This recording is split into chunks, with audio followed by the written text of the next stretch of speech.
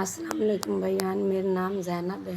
मेरे 4 बच्चे ने अपनी जगह नहीं सरकारी जगह 'ਚ बैठे हैं। डिलीवरी केस है तो उन्हें ऑपरेशन दसिया भैया साढ़े को गुंजाइश नहीं हैगी बाहर।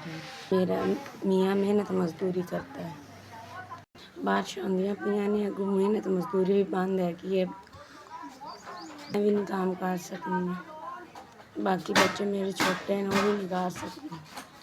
ਅਸੀਂ सरकारी जगह ਤੇ बैठे हैं मेहनत मजदूरी कोई एक बंदा मेरा करना अपनी जगह भी नहीं हैगी कर लिया तो खा लेने जे ना करे बारिशां लगी हुई हैगियां।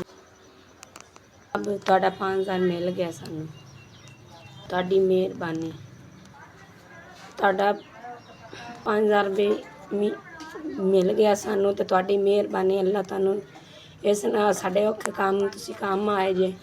अल्लाह तुहानू जिंदगी तंदरुस्ती देवे अल्लाह तुहानू हाज करावे तुहाडे बच्चिआं नू ते माँ बाप नू भी अल्लाह इस नाल ज़्यादा देवे तुहानू।